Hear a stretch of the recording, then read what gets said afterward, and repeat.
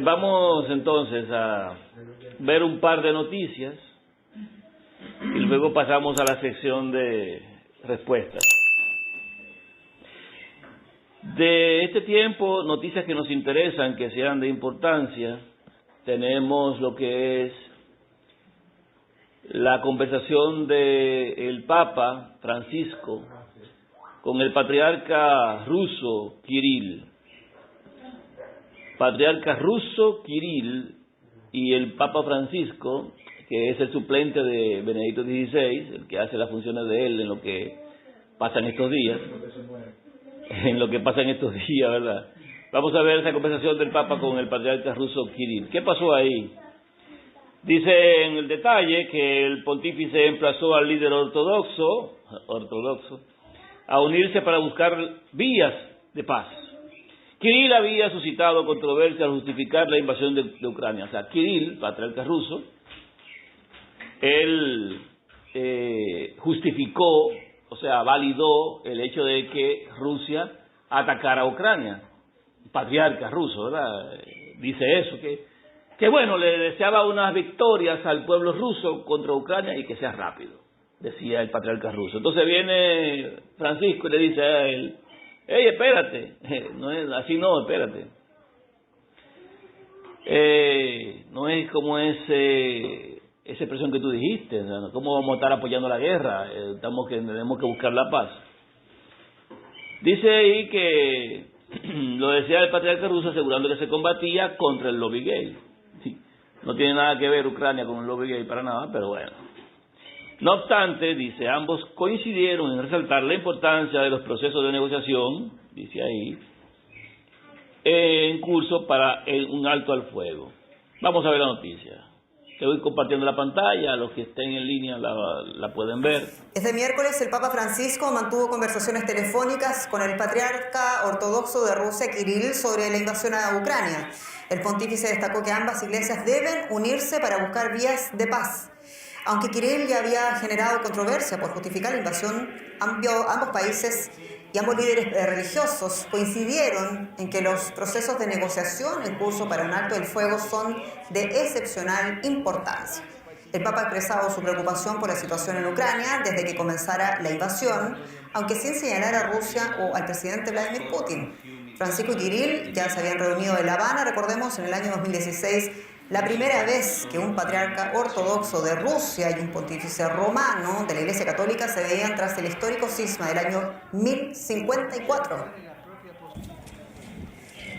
Bueno, ¿y pueden entonces el Papa o los papas mover ficha en esta guerra? Tenemos con nosotros a quien ven, a Darío Menor, periodista, que nos amplía esta noticia desde Roma. Darío, bueno, ¿trascendió algo más del resultado de ese llamado de Francisco al patriarca de Rusia, Kirill? ¿Ha sido un intento, pocas expectativas, leíamos en la prensa, pero con algún fruto, te pregunto, considerando que las visiones que tienen ambos pontífices de lo que está pasando en Ucrania son distintas? Así es, saludos muy distintas, incluso también en los tiempos de informar de esta videoconferencia. Primero lo ha hecho la Iglesia Ortodoxa rusa y luego lo ha hecho el Vaticano, este intento del Papa Francisco por tratar de allanar el camino hacia la paz en Ucrania. Las posturas, como decimos, son muy distintas. Kirill, el patriarca de Moscú, el líder de la Iglesia Ortodoxa rusa, apoya la invasión de Ucrania por parte ordenada por Vladimir Putin, hasta el punto de que el pasado fin de semana incluso le regaló a un grupo de soldados rusos una imagen de la Virgen María deseándoles una pronta victoria frente a los ucranianos. El Papa, en cambio, se ha mostrado desde el primer momento muy duro frente a esta invasión y en la conversación que ha mantenido con Kirill le ha dicho que lo que tiene que hacer en las iglesias es luchar por la paz, que ninguna guerra es justa. Y además también le ha recordado que quienes pagan las consecuencias de la guerra son la gente normal, tanto los soldados rusos como los ucranianos que están siendo bombardeados. Hablemos, por favor, del posible rol papal, rol político del Papa en esta guerra. ¿Veremos a Francisco mediar en terreno como lo pidió el alcalde de Kiev, Vitaly Klitschko? Pues es una de las grandes preguntas que nos hacemos desde que ayer se hizo pública esta invitación por parte del alcalde, aunque Francisco haya estado en lugares de conflicto, como hizo el año pasado al visitar Irak o en 2015, cuando viajó a la capital de la República Centroafricana, a Bangui. Ahora mismo parece que es muy improbable que vaya a viajar a Kiev. El Vaticano, de hecho, en el comunicado con el que reconoció ayer que había recibido esta invitación, pues mostró la cercanía del Papa Francisco hacia la población tanto de Kiev como del resto de Ucrania golpeada por la guerra, pero no dedicó ni una sola palabra a hablar sobre la posibilidad de que Bergoglio vaya a viajar en las próximas semanas o meses a la capital ucraniana. Esto no quita que el Papa esté haciendo todo lo posible para llevar la paz a este país de Europa del Este. De hecho, ha enviado a 2 cardenales a Ucrania con ayuda humanitaria y también con un mensaje de repulsa a la guerra y de cercanía a las víctimas, y él mismo se plantó pocos días después de que se desatara la invasión, se plantó ante la embajada ucraniana, la embajada de Rusia, ante la Santa Sede, para mostrar su repulsa con esta acción militar. Fue un gesto absolutamente insólito para un obispo de Roma. Darío Menor, muchas gracias. En Roma. Gracias a ustedes, saludos. Interesante. Yo sé que no muchos manejan noticias, pero es bueno que la vayamos entendiendo. Puede ser que alguno piense que lo que hemos estado pensando, valga la redundancia, acerca de las profecías no tiene mucho peso. Hay gente que no le da importancia a lo que se ha publicado años anteriores, antes del 2017, acerca de las bestias, el tema que se llama Identificando las Bestias, y con otros encuentros que hemos tenido donde se ha hablado acerca de los patriarcas. Posiblemente alguno no le ha dado importancia a lo que son los patriarcas, no entienda qué importancia tiene para nosotros en términos de cumplimiento profético, cuáles son las funciones de los patriarcas. Pero quiero hacer un repaso pequeño acerca de la importancia del patriarcado. Hay unos detalles que salen a la luz en este pequeño video, un video corto de unos 3 minutos 48 segundos, un pequeño video, que tiene que ver con las conversaciones del Papa con el patriarca ruso Kirill. Número uno de las cosas que se pueden sacar es que el patriarca ruso hace una presentación de victoria para los rusos porque en cierta forma tiene que apoyar a su presidente, Vladimir Putin. Y dice que tengan una pronta victoria. Pero interesante es que él, para esa acción, les regala una imagen de la Virgen. Una imagen de la Virgen. Lo otro que viene llamando la atención es que después de eso, Francisco le dice a Kirill que no es así que va la cosa, que tiene que abogar por la paz, no apoyar la guerra. Y entonces eso lo hacen en privado, eso no sale primero a la luz pública, eso lo hacen en privado, es lo que sale aquí en el video. Entonces quien hace la información pública de que se comunicaron el patriarca de Rusia, Kirill, y el Papa de Roma, Francisco, el suplente, no voy a pensar que de verdad sea el Papa, es Rusia. O sea, el patriarca Cirilo, le llaman Cirilo, le llaman Kirill, dependiendo de otro lo dicen ruso, lo dicen en español, da igual, pero es el patriarca ruso, es quien hace primeramente la publicación de que ellos tuvieron un encuentro, de que conversaron. Y dice justamente que hablaron acerca del proceso que está pasando con Ucrania y Rusia. Y después lo hace entonces el Papa de Roma, el pontífice de Roma lo hace, o sea, dice, sí, nos reunimos y hablamos sobre esto. Le deja al patriarca ruso, para que quede sano, la posibilidad de que sea el primero quien diga que ellos hablaron. Pero el primero que habló fue Cirilo apoyando la guerra. Luego el Papa le dice, no es así. Él entonces dice, no, mira, vamos a abogar por la paz y todo eso. Y es después el Papa de Roma quien dice, nosotros hablamos. ¿Para qué? Porque así queda sana la relación. La relación entre ambos queda sana. Si quien lo dice es el Papa primero, entonces determina que los rusos o el patriarca no tiene autoridad y que lo que diga el Papa es lo que va. Pero como lo dijo el patriarca Russo primero, entonces queda sano. Otra de las cosas es que en el video uno puede darse cuenta de que de fondo, dentro de lo que son las exposiciones del patriarcado ruso, tiene la misma estructura de adoración que tiene la Iglesia Católica. Miren de fondo, si se puede ver la imagen, en el minuto 22, en el segundo 22. 22 segundos. Tiene de fondo el tal Jesús, tiene no sé qué, la Santa Cena, como llaman ellos, tiene su cuadro ahí atrás. Otra cosa importante es que usted puede ver en el gorro del patriarca ruso una figura, y esta figura tiene una forma que es masón. Es el arco y el compás. Si usted busca de los símbolos masones eso, que indica de ellos su arquitectura, es el símbolo masón, arquitectura que ellos desarrollan, donde se elaboran. Y lo otro que pueden ver es que de fondo, ese color que tiene de vestimenta el patriarca, usted lo puede ver en el borde del manto que se pone encima, la sotana que se coloca, es negro. Todos los patriarcas tienen vestimenta negra. El Papa de Roma tiene vestimenta blanca, porque es el diferente. Todos estos detalles que uno puede observar, lo que dicen es lo siguiente. En la misma noticia dice que esta reunión que tuvieron ocurrió primeramente en el 2017. Se reunieron. Primera vez que un papa se reúne con un patriarca desde la división que hubo en el año 1054. Aquí podemos ver en Wikipedia el cisma de Oriente, lo que se llama el cisma de Oriente. Creo que fue en el 16 que yo mencioné. En el 16. Por ahí va la cosa. Interesante.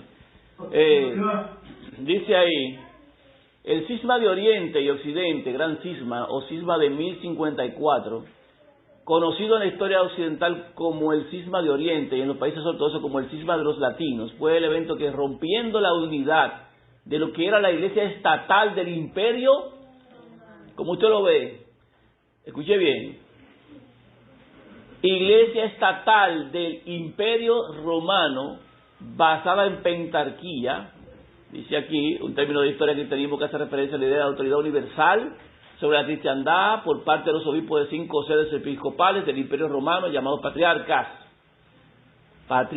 y que tenían poderes eclesiásticos superiores a los de los obispos. Dividió el cristianismo. ¿Por qué el cristianismo?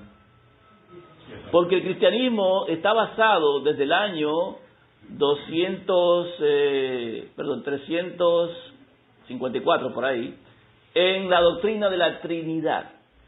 Es cristiano todo aquel que adora al Dios Trino. Y eso es el cristianismo. Y se dividió, dice el cristianismo. La primera reforma que hubo de la iglesia o división no fue la división de Martín Lutero.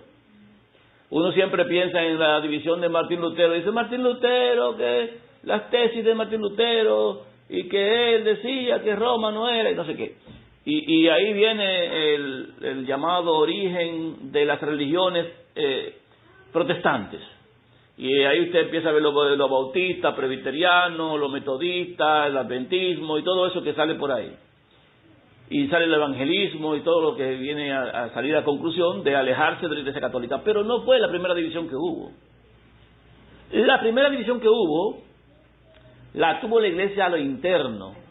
O sea, estamos hablando de la Iglesia estatal del Imperio Romano. Y se dividió en el año 1054. No cuando Martín Lutero, que fue más reciente. Pero esa división fue de los romanos como tal. No se hicieron otras iglesias protestantes, sino que se hicieron iglesias católicas protestantes. Porque eran protestantes. Las iglesias católicas que se consolidaron por esa división, eran iglesias católicas, pero que protestaban contra el poder del Papa romano. Ellos todos querían gobernar, y hubo una división por asunto de querer conseguir el reino. Y bueno, ahí hubo una división, pero se quedó gobernando un Papa de Roma. Los demás pasaron a ocupar posiciones de patriarcado. Desde entonces no tienen reino, están sin reino. Sin embargo, tienen súbditos, igual que la Iglesia Católica, solamente que no son reconocidos porque no tienen un territorio, no tienen moneda, no tienen nada. ¿Cuándo vuelve otra vez el sistema de reinado? En el año 1929, con los pactos de Letrán, el 11 de febrero, se le concede al papado romano 44 hectáreas en la zona de Roma, Italia, y ahí pues ellos hacen su gobierno y empiezan a gobernar con Pío XI. Y ahí es donde está el reinado, y uno puede ver los 7 reyes. Los reyes hay que contarlos obligatoriamente. Donde está la mujer que está sentada sobre la bestia, que se viste de púrpura y escarlata. Y ese sistema de reinado se viste de púrpura y escarlata, papado de Roma. Y usted tiene que contar los reyes ahí, no hay forma de contarlos en otro lugar que no sea ahí. ¿Por qué? Porque son parte de una bestia de hierro, que es la bestia terrible y espantosa que narra Daniel capítulo 7. Esta bestia espantosa de hierro tiene comunicación con la profecía que se le dio a Daniel en el capítulo 2, la estatua de Nabucodonosor. Esa estatua de Nabucodonosor tiene las piernas de hierro, pero el hierro no se queda en las piernas. El hierro, después de la división, ahí está la parte interesante que tenemos que ver con el cisma de Oriente. En la división del cisma de Oriente, el hierro se partió. Fíjense que era iglesia estatal del Imperio Romano, unida en las piernas, hierro puro. Pero luego hay una división de todo ese hierro y se va y se divide en los pies. Y se ve los pies que son en parte de hierro y en parte de barro. Pero el barro no es otra religión. No sé si usted lo entiende. El barro no es otra religión.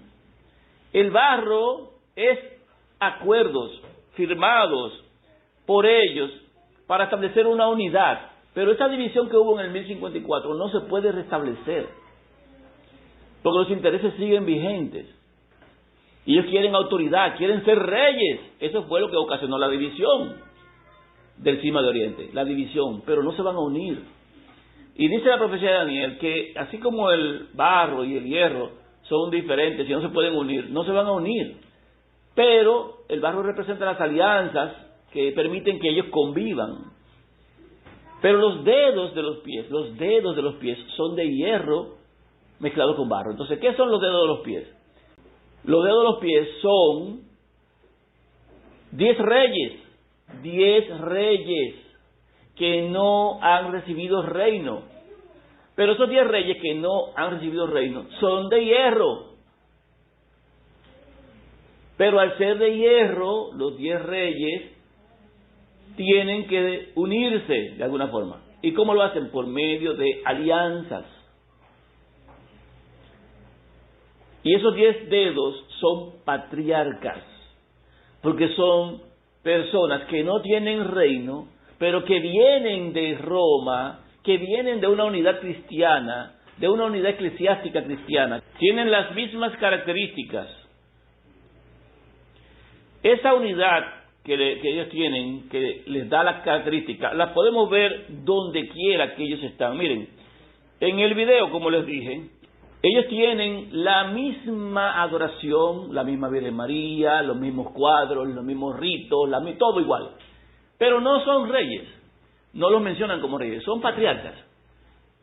Y son 10 los que van a ocupar el lugar de gobierno con el 8º que va a surgir en Roma, en el Vaticano. Tiene que surgir un 8º rey que los una a todos por medio de esas alianzas que ya se hicieron. ¿Quién hizo las alianzas con los patriarcas?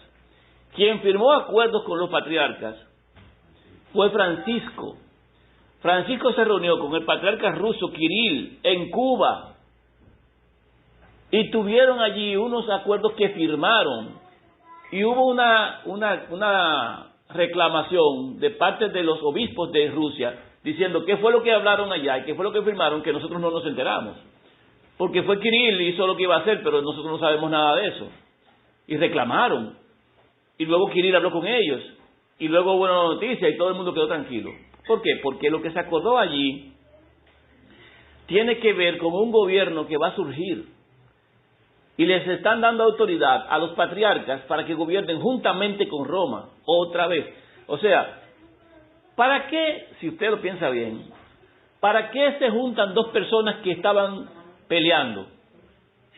¿Para qué se reúnen dos personas que en algún momento tuvieron una división, un pleito, lo que sea? ¿Para qué se reúnen? Para ponerse de acuerdo. Para reconciliarse, para arreglar las cosas, porque usted no se va a reunir con una gente para otra cosa. ¿Para qué se quiere reunir en Rusia ahora? Para reunir, para reconciliar, para que haya paz, para que hayan acuerdos. El motivo de esa reunión de Francisco con Rusia, en la forma del patriarcado, era justamente para hacer un acuerdo que le permita a los rusos ser parte del gobierno, porque antes no lo fueron. En el 1054 se dividieron, y como se dividieron, pues sencillamente perdieron el poder de reinar, perdieron la capacidad de reinar.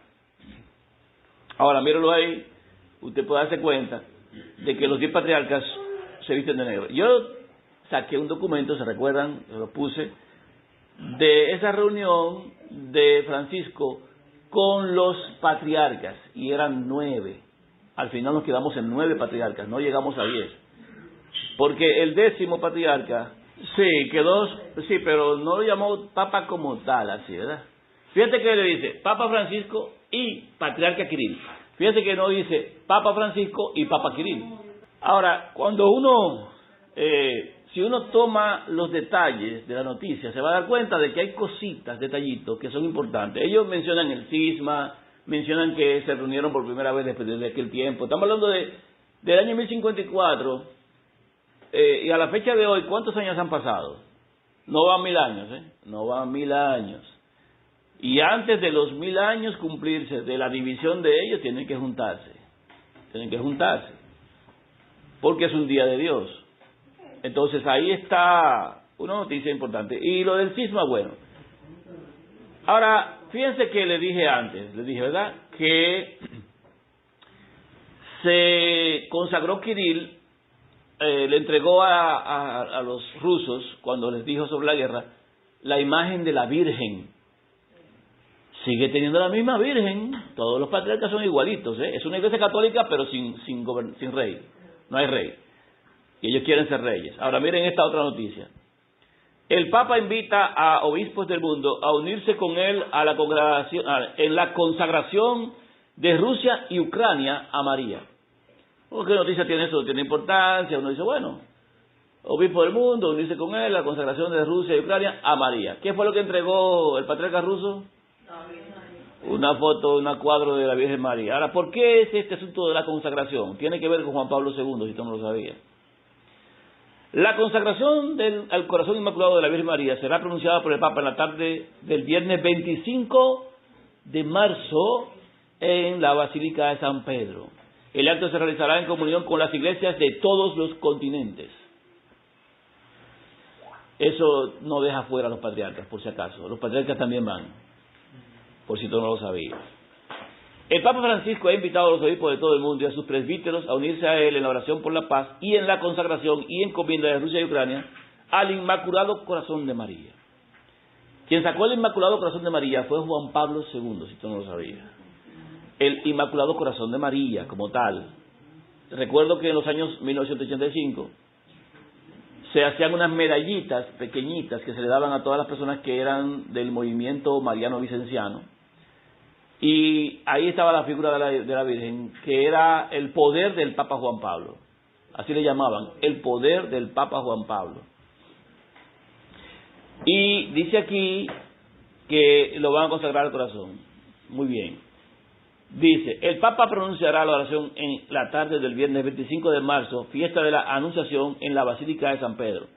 Durante la celebración de la penitencia prevista para las 17 horas, o sea 5 de la tarde, el mismo acto, en el mismo día, será realizado por todos los obispos del mundo. El cardenal Konrad Krajewski, limosnero pontificio, lo rezará en Fátima como enviado del Papa. Ya en el Ángelus, ¿sabes lo que es eso, verdad?, del pasado 13 de marzo, el Papa había invitado a toda la iglesia a rezar. Pido a todas las comunidades diocesanas y religiosas que aumenten los momentos de oración por la paz. En la audiencia general del 23 de febrero convocó una jornada de oración y ayuno por la paz en Ucrania el miércoles de ceniza, afirmando que la reina de la paz, escuche bien, la reina de la paz preserve al mundo de la oscuridad, de la locura de la guerra, de la locura de la guerra. Ahora viene lo importante. En la aparición, ahí viene la parte importante. En la aparición del 13 de julio de 1917 en Fátima, la Virgen había pedido la consagración de Rusia a su Inmaculado Corazón, afirmando que si no se concedía esta petición, Rusia extendería sus errores por todo el mundo, promoviendo guerras y persecuciones a la Iglesia. Los buenos, había añadido, serán martirizados. El Santo Padre tendrá mucho que sufrir, varias naciones serán destruidas. Eso es profecía de ellos, de Fátima. Eso dijo la Virgen de Fátima de ellos.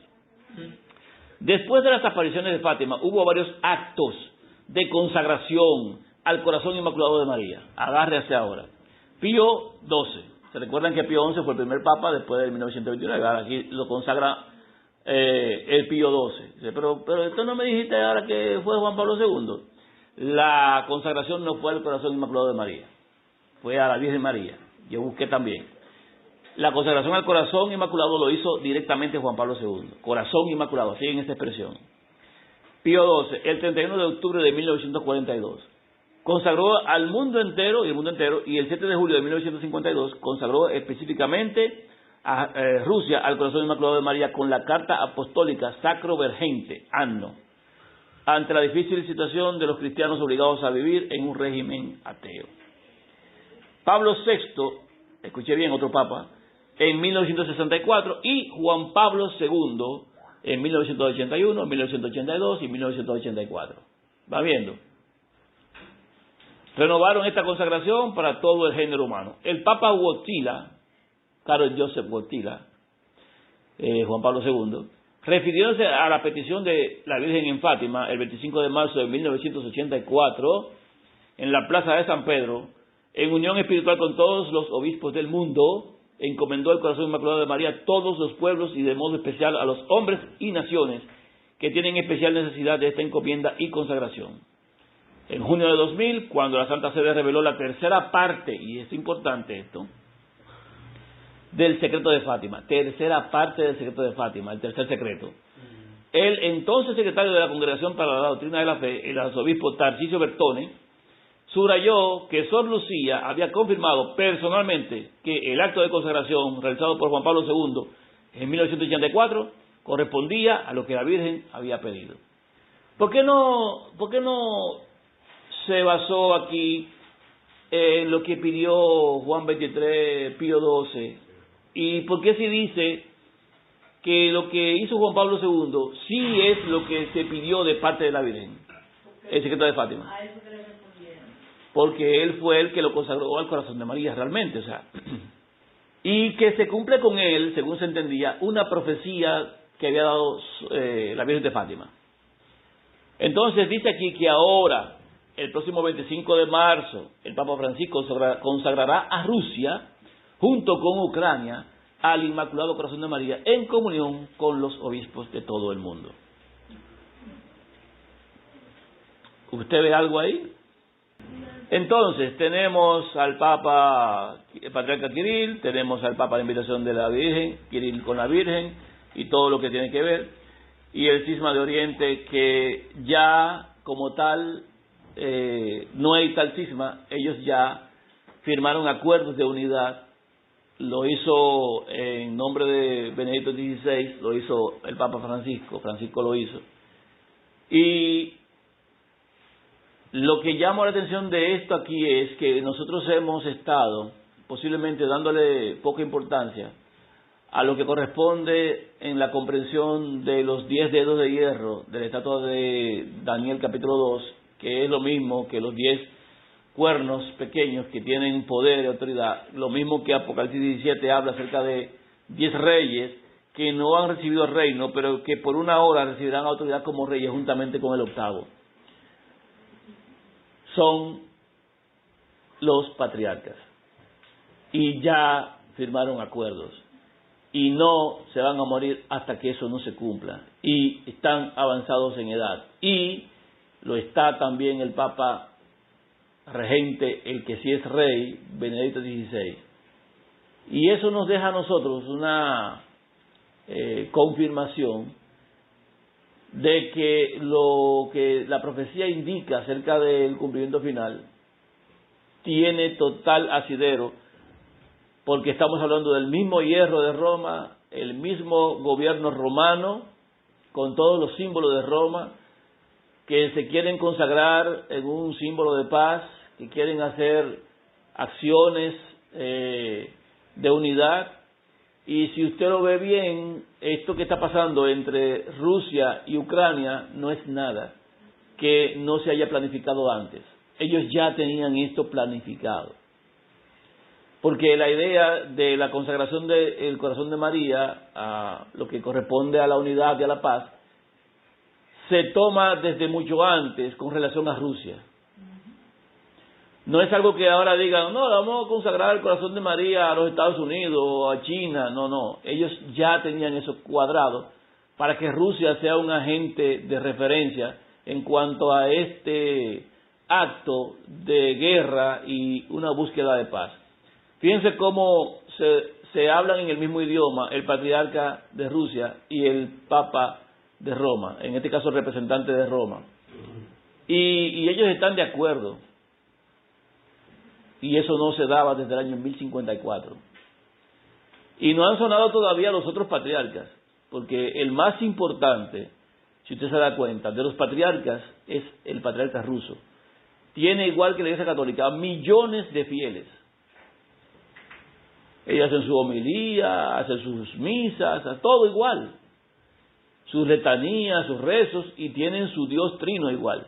Por si usted no lo sabía, tienen el mismo Dios trino. Y el tener el mismo Dios trino los hace cristianos igual. Los hace cristianos, porque todo es cristiano todo aquel que adora al Dios trino. Y usted dice, ¿cómo que tienen Dios trino? Sí, pero en su definición lo tienen, y en ese cuadro que usted vio detrás, en la celebración de misa que tiene el patriarca ruso, usted puede ver al que consideran Jesús. ¿Desde cuándo los rusos adoran a un Jesús? Bueno, todo el tiempo, mediante el patriarcado. La presencia del patriarcado la permitió Dios porque la Iglesia Católica está sentada sobre muchas aguas y tiene mucha autoridad en diferentes lugares, y para hacerse representar en todos los sitios y abarcarlo todo, Él permite la división para que gobierne todo. Las iglesias protestantes que salieron después de Martín Lutero son también una extensión del imperio de Roma, sin excepción.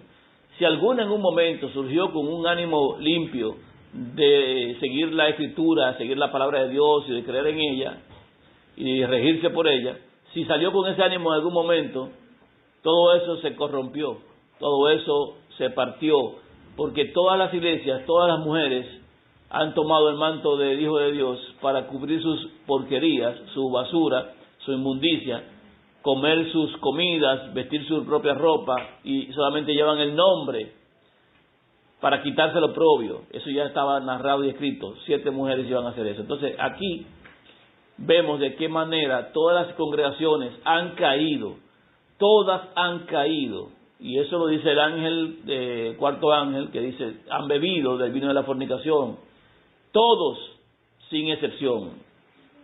todas las religiones. Ahora, hay personas, hay algún grupito pequeñito que ese es el que sostiene la verdad, que se basa por la Escritura y solo la Escritura, la Biblia y solo la Biblia.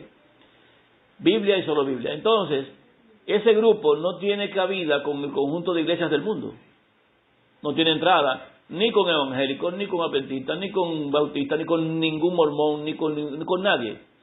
Porque todos ellos están vendidos al mismo propósito de adoración trino, a un Dios falso, filosófico, creado por los hombres de Roma. El diablo ha trabajado de forma astuta, pero Dios lo avisó antes de que lo hiciera. Si uno quiere pensar que no, y que va a contar los reyes como hace mucha gente, vamos a contar los reyes en Afganistán, vamos a contar los reyes en Estados Unidos, a ver quiénes son los reyes de Estados Unidos. No, vamos a contar lo que son 7 reinos que están en África, y empiezan a buscar cosas donde realmente no tienen ningún tipo de asidero. No van a poder encontrar tampoco los 10 dedos de los pies, no van a encontrar nada. Pero el símbolo romano es el hierro. Y el Papa de Roma es hierro puro. Y los patriarcas son hierro dividido. Y ellos han hecho alianzas, como se decía de ellos, por medio de escritos y acuerdos. Y están en una misma línea. Y usted lo puede ver aquí y ahora, en esa pequeña noticia, donde ellos se unen por un mismo propósito. Y dice la Escritura, para que usted y yo nos equivoquemos, que 2 no pueden andar juntos si no están de acuerdo.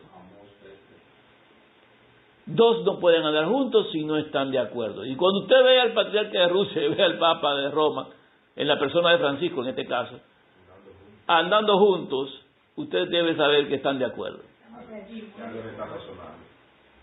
Y esta prisa que se tiene en cuanto a consagrar el corazón de María, que lo hizo Juan Pablo II en su momento, que después él destruyó lo que es la Unión Soviética, la Unión Soviética se fue a Chirola, derribaron el muro de Berlín, déjame ver si lo encuentro aquí, voy a ponerlo aquí, muro de la Alianza,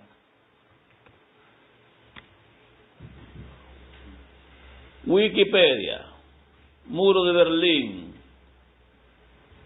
Este muro, que estaba dominado por los soviéticos, que lo tenían para ellos poder proteger su población, fue destruido. Déjame ver dónde fue destruido, a ver el año. La caída del muro de Berlín. El muro de Berlín cayó en la noche del jueves 9 al viernes 10 de noviembre de 1989. ¿Cuándo fue que Juan Pablo II consagró? 1984. Fíjense, 5 años después cae el muro de los rusos. Le consagró el corazón, me escuché bien, y la intervención que tuvo este Papa, Juan Pablo II, en esta acción es histórica. Déjame ver si lo ponen aquí. Aunque no se lo pongan tan directo, pero bueno, ahí lo ponen ahí. Déjame ver si hay algo ahí. No dice nada de eso. Déjame ver. No, esos son los detalles del muro. No. Bueno, por ahí se va la cosa. Ahí después vino lo que llamaba la Guerra Fría y bla, bla, bla, y todo lo demás. Esa es historia. Miren, yo sé que a muchos la historia no les va, ni les da, ni nada por el estilo. Pero la historia es importante porque nos dice a nosotros los pasos que se han dado en términos de profecía para el cumplimiento de la palabra de Dios. Si usted vio los temas de 6 días trabajará, se va a dar cuenta de que la secuencia de reinos es perfecta. El sueño que tuvo Daniel y que Nabucodonosor recibió de la estatua, mira, tú eres la cabeza, eso es Babilonia fuerte, después vendrá otro reino, mano con la fuerza, bla, bla, bla, Medo-Persia, y después llegará otro reino, Grecia, y después llega otro reino, pero destruye todo, lo pisa, y las sobras, el residuo lo holla con sus pies, lo pisotea con sus pies, el residuo, el remanente está diciendo, o sea, los 144,000 van a ser molidos por los pies, que son en parte de hierro y en parte de barro cocido. Es fuerte, pero no tan fuerte, por alianzas, y van a pisotear a los 144,000. Eso es lo que dice la profecía de Daniel. Eso es lo que está diciendo, el remanente, lo que quede, lo poquito que hay, lo va a hollar con sus pies. Si alguno tiene una duda de qué son esos dedos de hierro, si no lo ve como los patriarcas y no entiende la línea de pertenencia que tiene el hierro, piernas de hierro, poder totalmente romano, y dedos de hierro, que son poder romano, pero ahora en la persona de 10 reyes que no tienen reino. ¿Qué 10 reyes de Roma, de la Iglesia Católica, no tienen reino? Los patriarcas. Y se van a unir por alianza, y ya hemos visto que las firmaron. Después del año 1054, ya las firmaron. ¿Cuántos patriarcas hay? Yo conté 9. Lo que pasa es que me quedé pensando al final, como no conté otro más, que el 10º era Francisco. Pero no tiene las señales de esposa negra. Es que Francisco realmente no es rey. No sé si lo entienden. Francisco no es rey. Como no es rey, ¿quién es de ellos? O sea, ¿qué representa Francisco? Recuerda que cuando él le hicieron cuando lo coronaron, Ajá. le cambiaron la vestimenta. Sí, él no tenía vestimenta blanca. Y él está haciendo el papel, está sustituyendo al sí. rey. Entonces viene cayendo como es que él no tiene reino. Es como decir, por ejemplo, miren a Ciril. Este patriarca que está en Rusia, él ejerce funciones, hace misa, se mete en temas políticos y hace un sinnúmero de cosas y dirige a una gran masa de personas, a millones de fieles dirige, pero él no es rey, pero está trabajando como si fuera un rey, pero no es rey. ¿Qué pasa con Francisco? Francisco hace todas las funciones igual, dirige las masas, dirige millones de fieles y hace las funciones de rey, pero no es rey. Quien realmente es rey es Benedicto XVI, que está ahí. Pero el Benedicto XVI que conocemos no es el que va a gobernar a esos 10, ni va a reinar con esos 10. Porque Benedicto XVI es uno de los 7. Entonces se va a levantar el octavo, y el octavo junto con los 10 que estén van a tener reino por un tiempo de 1 hora. Entonces ahí entraría Francisco junto con los otros patriarcas a formar un gobierno único, dirigido por el octavo, durante un tiempo de 42 meses. Ahí nosotros vemos historia, vemos y no lo fabricamos nosotros, que quede claro. Yo no estoy inventándome esto y estoy fabricando noticias. Las noticias están ahí, simplemente estoy tomándolas y las estoy presentando a la luz de la profecía. Este cisma que dividió a la iglesia estatal del Imperio Romano, iglesia estatal, o sea, de Estado, del Imperio Romano, la vemos hoy siendo la iglesia estatal del mundo. Del mundo. Esta mujer que está sentada sobre la bestia se viste de púrpura y escarlata. ¿Cómo se viste el patriarcado? El único que se viste diferente es el patriarca, pero los demás se visten igual, púrpura y escarlata. Y la iglesia de Roma se viste igual, de púrpura y escarlata, morado y rojo. Y para ver una diferencia entre el que dirige y los que son dirigidos, el color de su vestimenta. Porque eso es lo que significan los colores.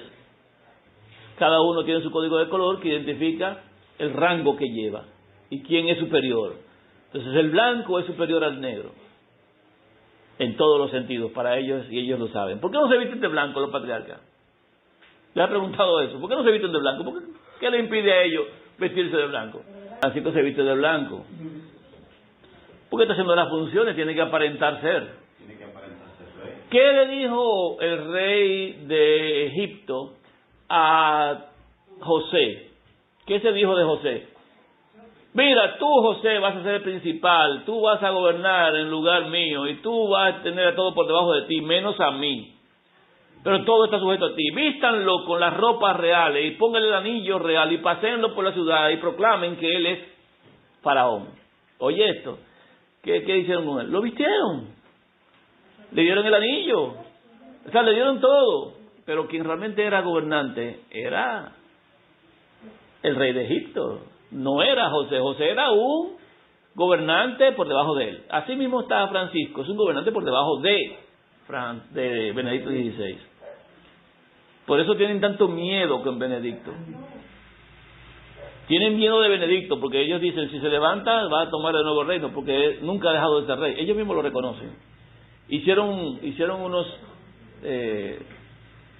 temas, unos videos y todo eso presentando que realmente no era Francisco rey, sino que lo era Benedicto. Y además el anillo de Benedicto no se destruyó.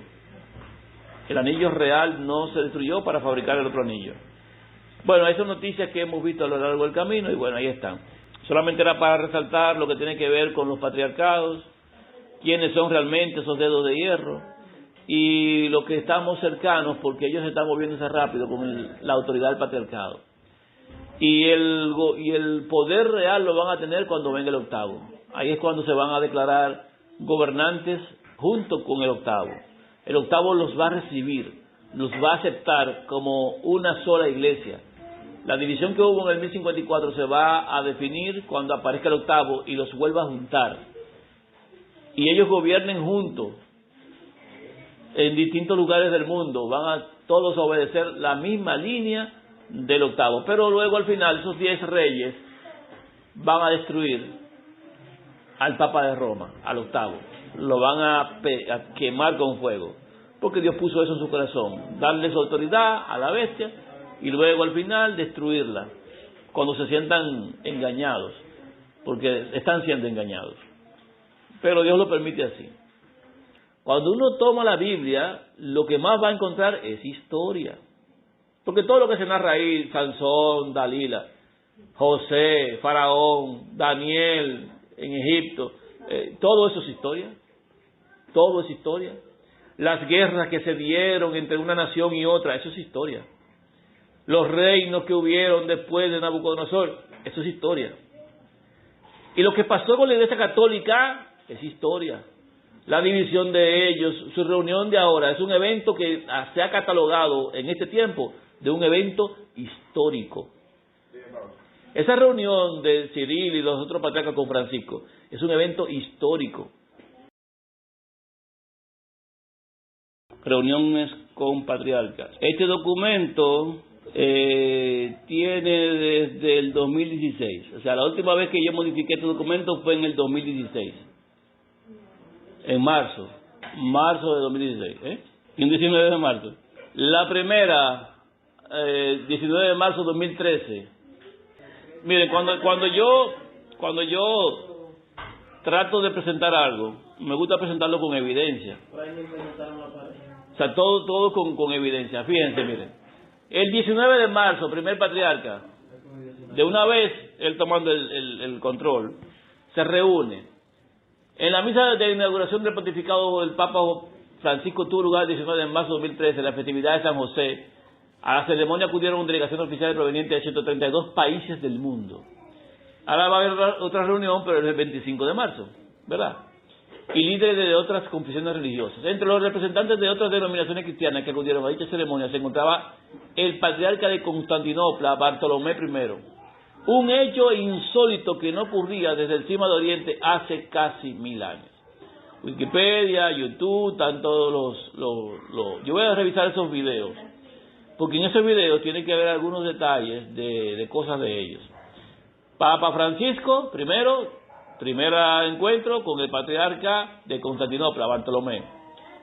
En la Basílica del Santo Sepulcro se reunieron.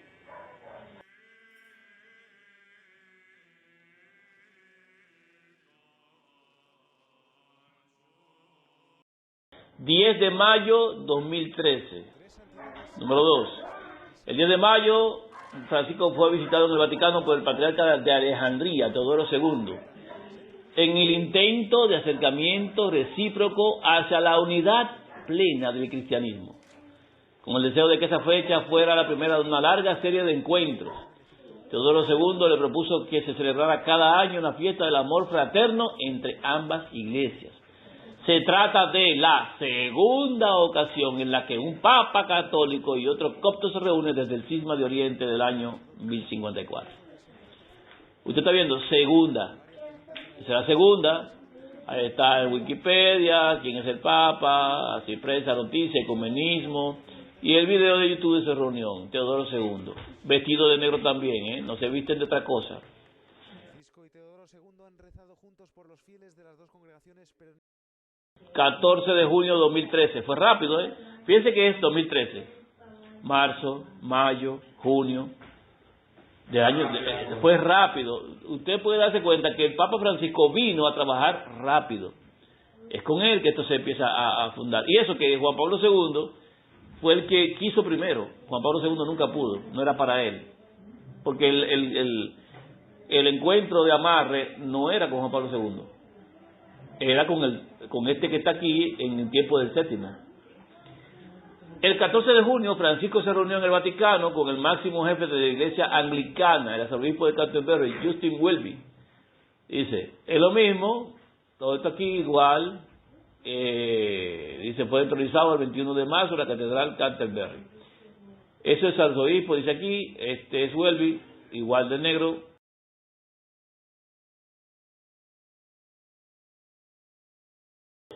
Número 4, 5 de septiembre. Fíjense que en el mismo 2013 trabajó rápido. El 5 de septiembre, Francisco recibió al católicos de la Iglesia Católica, Ciro Malán Cara, Moran Basileo Martoma Paulus II, dice, para intentar avanzar en la unión plena de las dos iglesias. Otra vez, unión plena de las dos iglesias. Es una católica, iglesia católica oriental, autónoma. Ve, otra iglesia más, católica. Ahí está. Católicos del Este, Malanca, Metropolitana. Sí, son patriarcas. Vestido de negro igual también. 27 de septiembre de 2013, sigue siendo 2013, con el presidente de la OPAC y el patriarca de Antioquía y todo el Oriente. Fíjense que esta es de todo el Oriente. Juan X, Yasigi, patriarca de la Iglesia Ortodoxa. Sí, a nivel del continente, del mundo entero, son los que dirigen las grandes masas. La patriarca de Ucrania. Sí, patriarca de Ucrania, patriarca en este caso de la Iglesia Ortodoxa, y así hay distintos patriarcas. Me da que como este es latino, Bergoglio. Es el de los latinos. Un papa argentino, de América Latina. Han habido papas de todo tipo, pero no había habido un papa americano. Este es el papa americano, este es el patriarca de América. Ahí se puede considerar el patriarca de América, que no tiene reino, pero hace las funciones como si las tuviera. Igual. Ahí está, 27 de septiembre de 2013. Mira, un 27 de septiembre, Leo, 19 de marzo, 27 de septiembre. Es un hecho importante, ¿verdad? Sí, mira, ese católico, eso. Patriarca de Antioquía y todo el Oriente. Un medallón de su pontificado. Juan X le hizo regalos llenos de... 9 de diciembre de 2013. Ese 2013 fue un año muy movido. Arrancó, óyeme, Francisco arrancó a hacer reuniones con patriarcas. No se durmió. ¿Cuándo fue que tomó el lugar? Justamente el día primero del mes primero de Dios, en el año 2013, cuando renunció, de un mes después, 30 días después de que renunciara Benedicto, supuestamente. Entonces, el 9 de diciembre se reunió con Ibrahim Isaac Sidra, patriarca de la Iglesia Católica Copta, con quien ofició una misa conjunta. Ese mismo día se reunió con el presidente de la República del Congo, Denis Sassou Nguesso, no sé qué. Y más adelante, el 19 de diciembre, lo haría con el primer ministro de San Vicente y Granadinas, Rap González. Wikipedia. Ahí está otro patriarca más, de Alejandría y de los coptos. De negro, sí, es que no se viste de otra forma.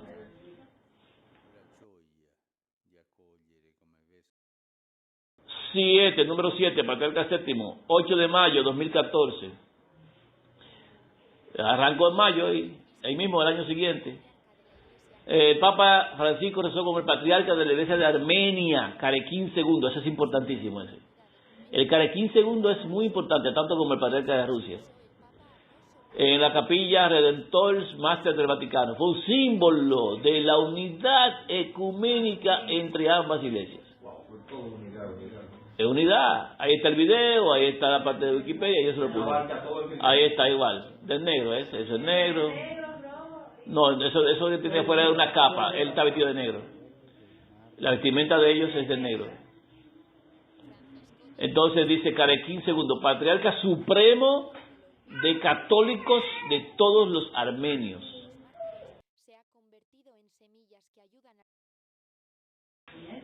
12 de febrero de 2016, el Papa Francisco, jefe de la Iglesia Católica Romana, se reunió este viernes con el patriarca de la Iglesia Ortodoxa rusa, Cirilo, en el que constituye el primer y único encuentro entre los líderes de dos de las principales ramas del cristianismo desde que ambas se separaron en el año 1054. Ahí está. Información de Cirilo, el encuentro que tuvo en Cuba, piensa en Cuba, y ahí dice, si mal no me recuerdo, ellos firmaron un acuerdo ahí. Eso es lo que dice la noticia. Muy bien, este está, mírenlo ahí. Y no se han muerto, Fíjense que desde ese tiempo ninguno de esos patriarcas se ha liquidado. Míralo ahí. Su nombre es Vladimir Mikhailovich Gundiachev. Cirilo, patriarca ruso. ¿Qué número de patriarca es? 16avo patriarca de Moscú y de todas las Rusias. ¿Y Benedicto qué es? 16 también. Qué coincidencia. Ha sido un intento, pocas expectativas, leíamos en la prensa, pero 29 de febrero de 2016, número 9. Este es el último. El que llama a la unidad, también. Líder ortodoxo del ecumenismo de los mártires. Abune Matías, sí. Ese otro patriarca. Miren cómo anda con un viaje de joya. Pero miren esto, miren. Blanco, kipá blanco, negro, sombrero negro. Todos ellos tienen su vestimenta negra y el Papa visten de negro. Los obispos visten de negro. Es un obispo de Roma. Sí. No reinan, pero van a reinar todos. ¿Por qué el Papa Francisco y el patriarca ruso Kirill mantuvieron su histórica reunión en Cuba? ¿Dónde están? Qué ovejita más mansa, qué tierno. El Papa Francisco, jefe de la Iglesia Católica Romana, se reunió este viernes con el patriarca de la Iglesia Ortodoxa rusa Cirilo, en el que constituye el primer único encuentro entre los líderes de dos de los principales ramas del cristianismo desde que ambas se separaron en el año 1054. El interés de Francisco en el encuentro estaba claro desde al menos noviembre de 2014, cuando él regresó de un viaje a Estambul. Reveló que había hablado por teléfono con Kirill y que le había dicho: iré a donde quieras, llámame y yo voy. Oye, qué humildad, Yo voy donde tú quieras, llámame y yo voy. Interesante. 1000 años de enemistad entre católicos y ortodoxos, casi 1000 años de enemistad. El presidente de Cuba, Raúl Castro, recibió este jueves al patriarca Kirill de visita oficial en la isla. Finalmente la cita se concertó, pero no ocurrió ni en Moscú ni en Roma. O sea, ni en Moscú ni en Roma. ¿Por qué en Cuba? En ninguna otra capital europea, sino en La Habana, Cuba, donde ambos han estado conversando durante unas 2 horas en una sala de reuniones del Aeropuerto Internacional de José Martí. ¿Por qué decidieron los líderes religiosos encontrarse en La Habana, capital de un país que hasta 1992 oficialmente ateo era, y que el país con menos cristianos de América Latina? ¿Por qué ahí?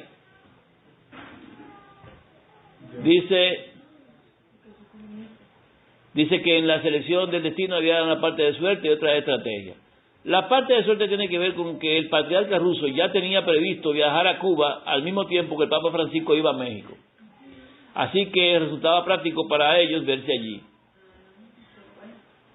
Si vamos a hacerse cuentazo. Señala que la parte estratégica tiene que ver con el hecho de que la relación entre ambas iglesias está muy cargada por la historia europea. Aceche usted ahora, señores. Católicos del mundo, 1.094.610.000. Oye esto. Y los ortodoxos son 260.380.000. ¿Quiénes son los ortodoxos? Los patriarcas. Son fuertes los no, pero y eso que a esos no le sumaron,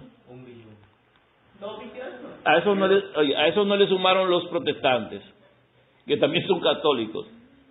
Lo que estamos viendo ahora en estos días es justamente el fruto de esa reunión que se tuvieron en el pasado, cuando se unen ahora por Ucrania.